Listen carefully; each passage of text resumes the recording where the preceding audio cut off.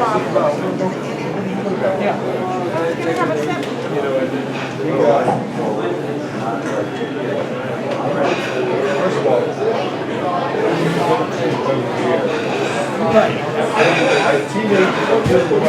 thank you, ladies and gentlemen, everybody, for coming here tonight to the Compass Tavern here.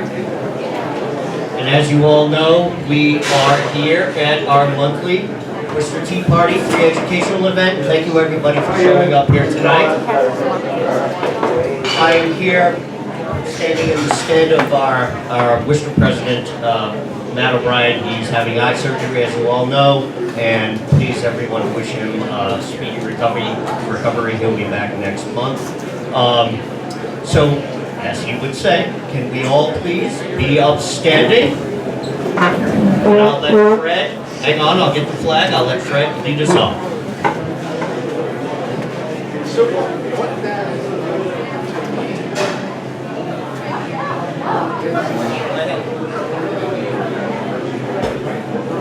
Go ahead.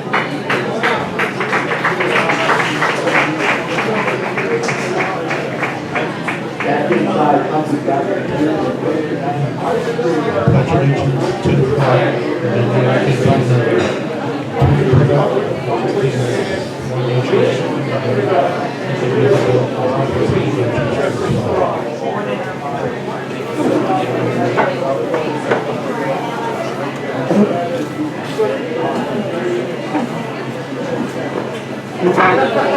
So I have had the great honor and great pleasure of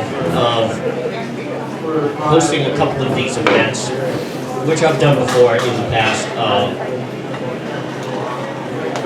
And what's amazing is throughout this entire journey with the Worcester Tea Party, and just my show itself, you meet the most amazing people. The list is growing bigger and bigger every year. It's absolutely amazing the people that we meet. Last month we had Dr. Willie Soon talk about climate change here, and through that whole 6 degrees of separation and everything else, you end up meeting more people who come on here.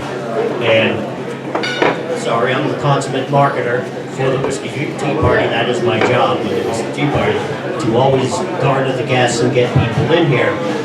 We have a great lineup tonight. Dr. Punyas Kishore came on my show. I met him through my good friend Hal Shirley, Camp Constitution. He came on my radio show, Hal came on my radio show.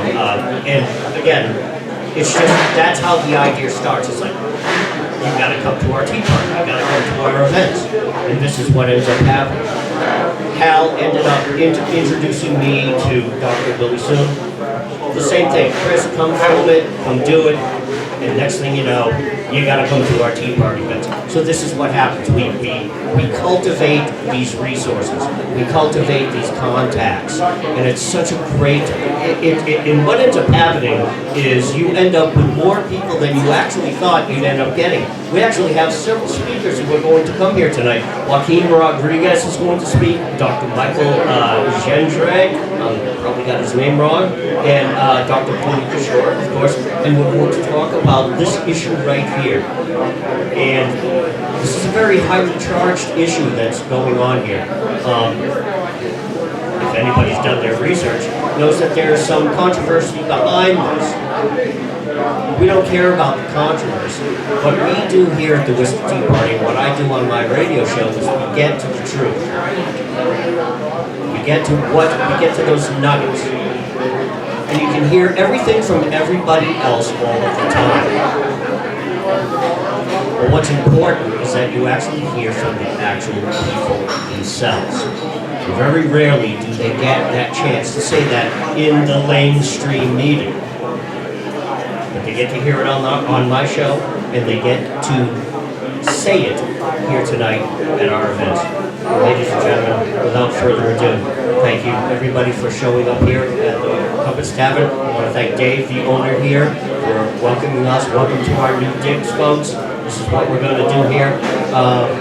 Joaquin Rodriguez is going to be the first one. Ladies and gentlemen, Joaquin Rodriguez. Thank you so much. Thank you. I usually speak, I don't use the mics because I speak now, but I'm trying to hang on to this mic. So, my name is Joaquin Rodriguez. I live in Holyoke, Mass. I've been doing a lot of work in Springfield, Mass for the past 27 years. In 2001, I was working for a health center, and we're dealing a lot with addiction, mental illness. But we noticed in our clinic, a lot of our patients were coming in with some serious drug problems. Now, I don't know if you guys are familiar with the city of Springfield. City of Springfield is a great city. They're trying their best. They have treatment for folks with addiction problems, not treatment on demand, but they're trying their best. And in 2001, I was doing a presentation in the clinic, and in the crowd was Dr. Kishore. And I was talking about what we were doing with our patients and prescribing them medications and supporting counseling and all that. And when I was done with my presentation, I was introduced to Dr. Kishore. And Dr. Kishore, in 2001, had opened a small little practice in our city in Springfield, real small place at 125 Liberty Street. I'll show you some pictures later. And he heard what I was saying, and we met, and he told me what he was doing, and I was like, wow, this guy is doing some really, really innovative stuff. See, in the city of Springfield, we have methadone programs. I don't know if here in Worcester, I'm assuming you guys got methadone programs, you got counseling programs. I don't know how many are here, but I can tell you in the city of Springfield, we have 3 methadone programs. And we have a detox, which probably has 30 beds for the hundreds and hundreds of people that can use that service. We just started getting more little clinics that are providing a medication called Suboxone.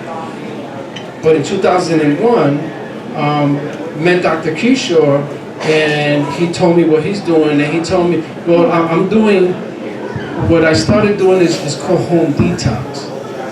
And I'm saying, okay, home detox, what's that? What exactly does that mean? Good looks, Lord, salam, okay. And he explained to me, and I said, wow, this is pretty cool, because he figured it out. He figured out a way to treat folks with medications that is non-addicting. And if you look at a lot of medications that we use with folks, they're addictive. And he explained to me, this is what I'm doing, and these are the medications, and I got this little place, but I want to expand in Western Mass. Then he asked me what I was doing, and I told him, and then he told me, why you don't jump ship and come work for me? Number one, I didn't know him, I just met him. I said, well, let me think about it. And then we really started talking. But I really realized, you know something, that the folks that are going to these programs, short term, they're coming out, they go back to drinking and drugging. They go back in, they come out, they go to the same place, see the same people, and they go back to drinking and drugging. And a lot of these places are short term. And with the model that Dr. Kishore put together, which was really caught my eye, was, listen, let's treat the symptoms. Makes sense, right? It's like anything else. You got a cold, they treat the cold. You got back pain, they treat that. So he calls it symptom management. Let's manage the symptoms. That makes sense to me. And if you look at people with especially who use heroin, they get the runny nose, they get the body aches, you know, all kinds of things are going on, and that's what he did. He provided some really good medication. With that, we provided a lot of counseling and support. But what we found was that, what we found was that we started meeting folks. And what we found was that if you have somebody today to go to treatment, the person goes into these facilities, but their family or their partner stay out. So the person gets the help, and who's helping the family? So what we started doing, which really was pretty interesting, and listen, we know this, you know, this is a disease and a family disease. So when you came to our program, we were going to ask you, who do you live with? Well, I live with my wife. Bring your wife. That's a support person. Who do you live with? Bring her. Because we really focus on the family, and we did a lot of education. It makes sense. So when we looked at, we started really gathering information for folks, and a lot of what really was breaking our heart was the people that were meeting. Actually, folks were desperate. Listen, how can you help my daughter? How can you help my son? They've been in detox, they just came out, or they're coming out of other facilities, and people were coming to us literally crying. And I mean, here we are today, and the numbers are overwhelming. I think,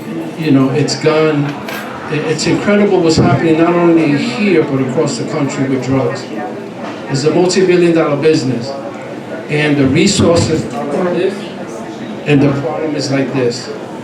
And so we figured it out. We started opening other places in these neighborhoods that desperately need it. And we expanded, and we started getting a lot of stories and sharing the stories. And my job with Dr. Kishore, because I've done a lot of work around addiction and community organizing, was going to the community and talking to people about this different treatment that we're doing. We got we're working, and you could call our clinic 7 days a week. We're opening up these sites. You'll get the counseling, you get the support. And what we found was that a lot of people that were going through these methadone programs and other programs, they really want to get off. They really want to get their lives back. They really want to get off, but since they've been on this so long and they're on high doses, they're really scared. So they started coming to us, and we started treating them. And it makes sense. We knocked out a few birds with a couple of stones. So we provide the primary care, we provide the detox, we provide the support, we provide the counseling. We even got an acupuncturist to come in and do some work with our folks. We invited the family. We did a lot of support groups, relapse prevention. But we networked and we collaborated pretty much with a lot of folks in the community.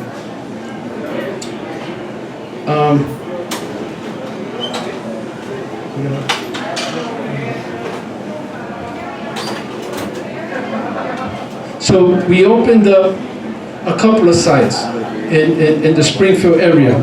The National Library of Addiction, Dr. Kishore really believes in education, and really sitting down with people so they can understand about their addiction and understand about medication. So the library was right in Springfield where people could come, there's books, and he did a lot of events in the community. He sponsored a lot of events. His first practice was a Springfield Family Practice. Then the second one that we opened was Springfield International Health Center. It was a nice house. We put flags around it right across the street from a hospital called Bay State. And then we opened up the Springfield Wellness Center because we needed a larger place to do more support groups. But we also were finding that a lot of people that were coming to us were also homeless. And we provided some clothes with folks, and we provided them a safe place. And then we opened up another practice in Holyoke. I don't know, are you guys familiar with the city of Holyoke? Great city, but again, like any other place, they're also struggling. And we opened up a practice there, and we were getting a lot of folks that were going there. And again, what was interesting was the mothers and the fathers that were coming. And the people that are coming to us, and it breaks your heart when you sit down with somebody and they're like, literally, listen, I don't know what to do, can you help me? So we opened up these places. Our mission was, providing personal and confidential environment, providing the patient with individualized service, private care is provided by the doctor with years of experience. And we provided what was really neat that, Dr. Kishore got houses, so when you went, it was like being at home. You go in, there's some sofas, there's some couches, you get the best customer service. We were referring people and collaborating with other agencies. And for me, because I worked so many years in the city of Springfield and the surrounding areas, I know every program in the city. I know all the players. I know the folks that are doing some really good work, so we network and collaborated with them. We had a lab right on site, because we had to test people. Because you could come to me and you could swear in a stack of Bibles, listen, Joaquin, I haven't used drugs, wow, I'm doing great. And then when I test you, you come out positive for all kinds of stuff. We understand addiction, we understand that it takes a while, so we're not gonna throw you out the program. It just means we got some more work to do. So we were testing people on site, provided primary care. We had nurse practitioners. We hired an acupuncturist to do that kind of work. We had counselors and case managers, because we gotta help people. We gotta educate them. We gotta counsel them. We gotta support them.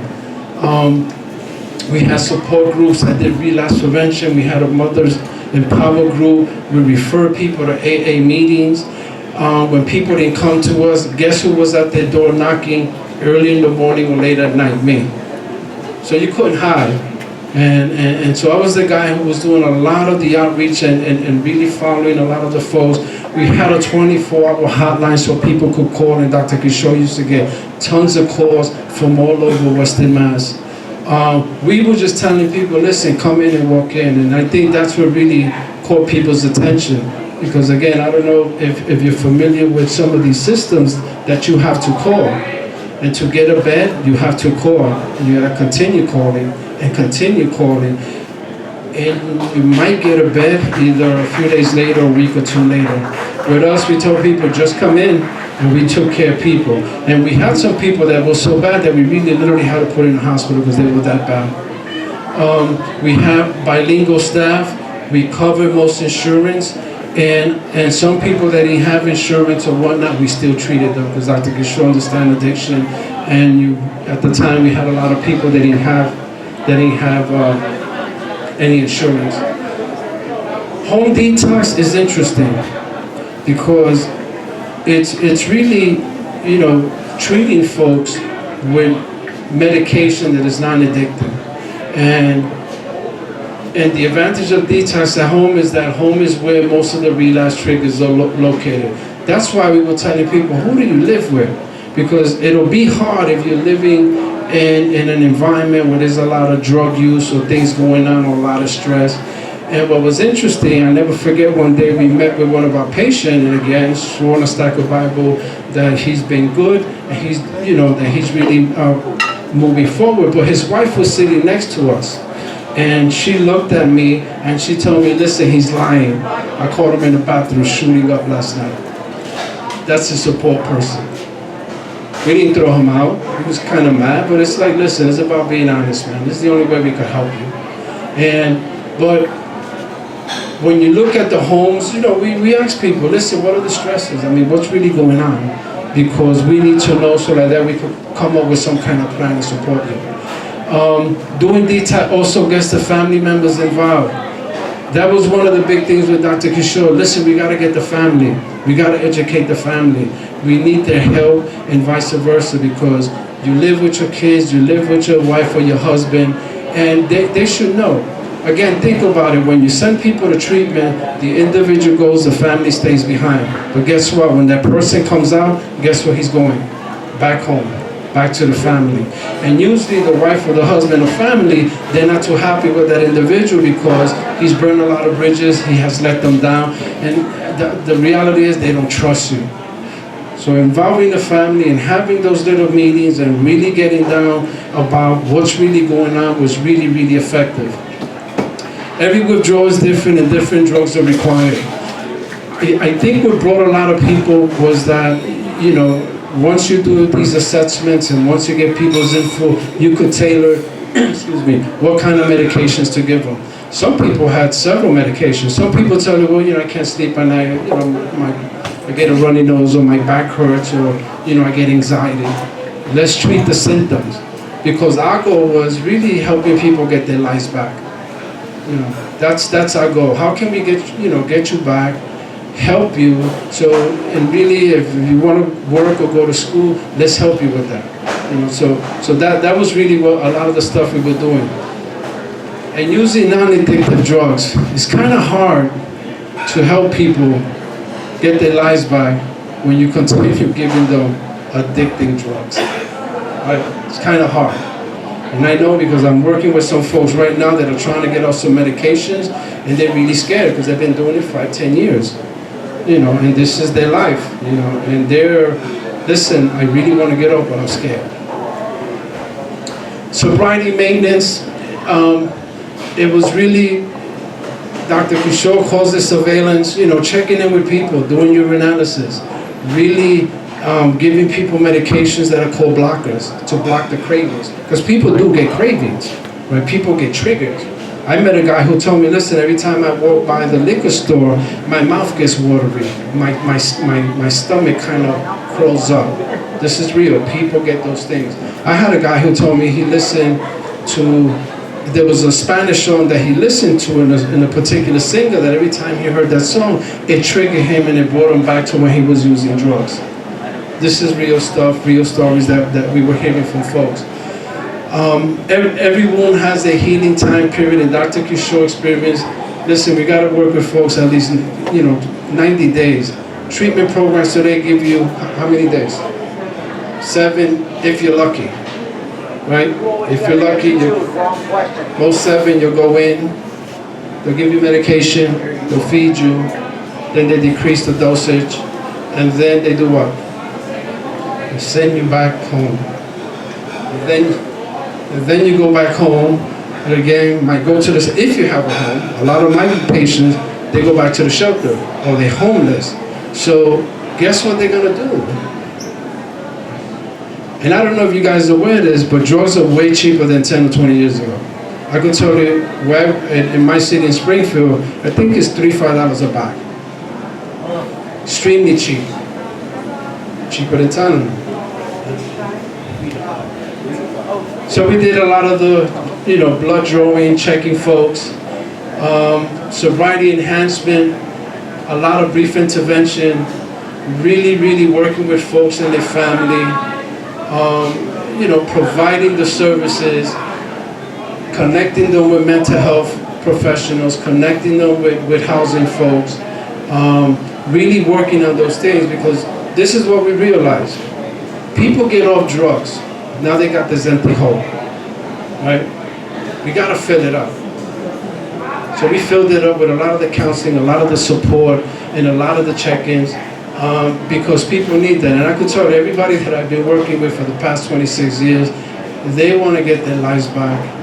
But you got these obstacles.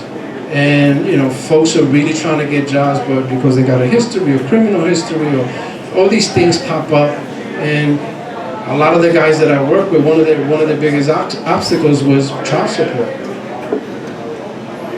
Because you get clean, you get your life back, and all of a sudden you start getting mail, and all of a sudden you start getting these letters that you owe or you need or this or that, and that kind of throws people off. Dr. Kishore worked closely with a lot of his nurses, a lot of training, a lot of consultation.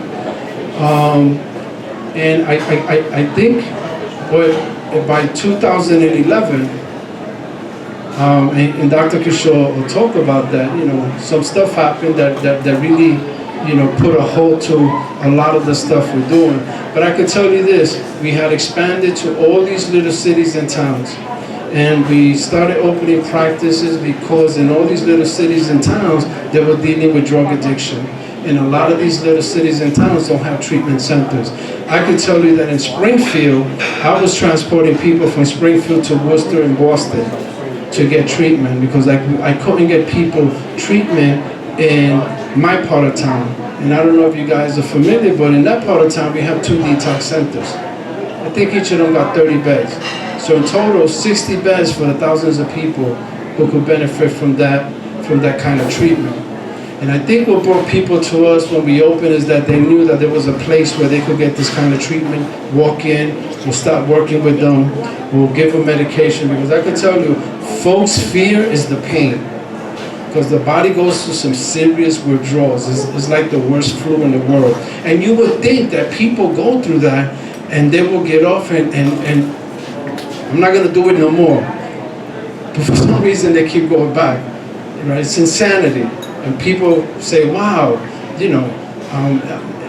they go through all this stuff, but they keep going back, but it's addiction. And doctors will probably talk more about the complexity of that.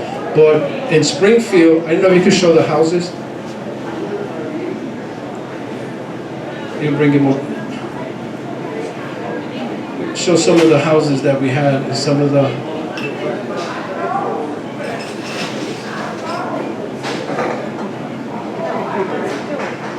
They're not there. Do I put them there? Because we have several locations. But I think, guys, the reality is we have this massive youth drug problem. I think people are doing the best they can. I was doing some research on the of Worcester. I think you guys got like 180,000 residents in Worcester, and I know the police in Worcester are doing the best they can. I read that the folks from the health department are trying the best they can, just like us in the city of Springfield, Holyoke. We're trying the best that we can, but we're realizing that, there's tons of drugs coming in. I don't know about you guys, but I keep up with the news, and every day in the news, you see all these drug arrests, all these packages, all these things, and this is on a daily basis. So it's in high demand.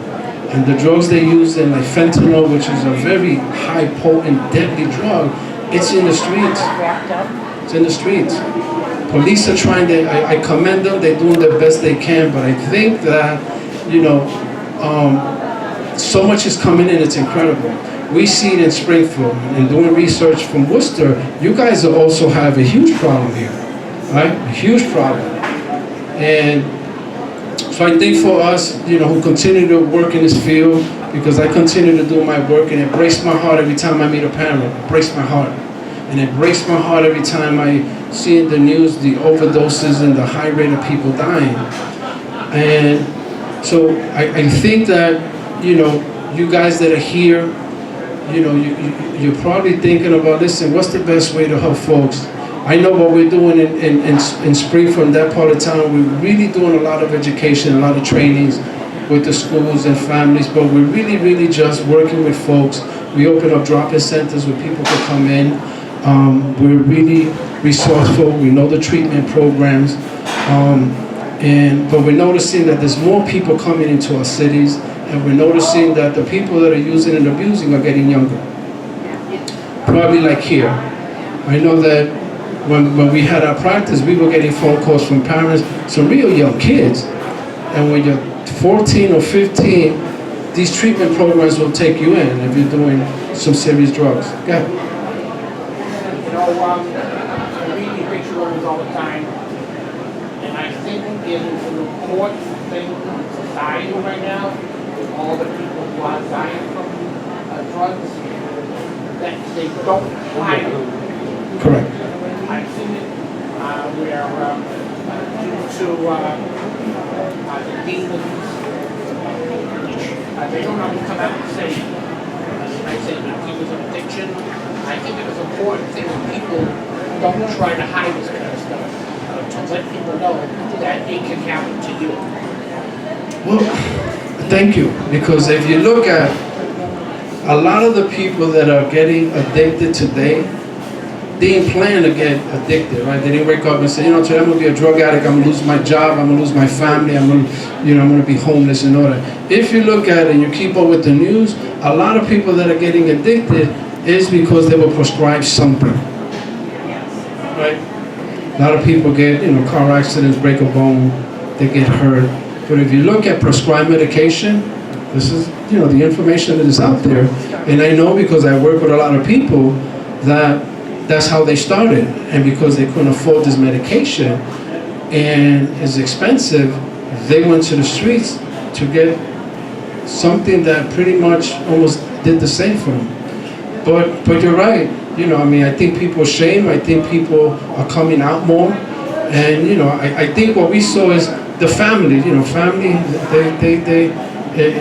they still struggle with my son who was, in the baseball team and an honor student. And how did he wind up a drug addict? And some people struggle with that. And I can tell you, I work with a lot of families that, and we spent a lot of time burying a lot of our folks because they found them or they died or something because of drug overdose. And they really want to help them, but they just don't know how. We also found a lot of families don't know the resources. They just don't know, about detox or methadone, or they don't know. They just want their sons and their daughters to get better, but they really don't know. And that's what Dr. Kishore really focuses on, the family. Let's really educate the families. Let's let them know and give them that information. But I could tell you, the problem has become overwhelming. There's too many people. serious drugs, prescribe medication. I know there's different programs across the country trying to deal with that, but people are getting addicted, and they're now turning to street drugs.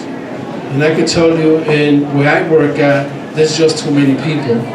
And people ODing on a daily basis, right? People ODing every day now. And I read some numbers from here, from Worcester. I think you guys had several hundred overdoses in the city of Worcester. Yep. Right? And so it's alarming, it's disturbing. I know that what we were doing in with our practice, I always told Dr. Kishore, we filled that gap for those folks that were in desperate need, those folks that can't get into these facilities, we filled that gap. And you also have people that they don't have these huge drug problems, but they also need help. We fill the gap for them because they can still come and they can still get treated. And not everybody wants methadone, guys. Not everybody wants to go into a detox center. Not everybody wants to go to a hospital.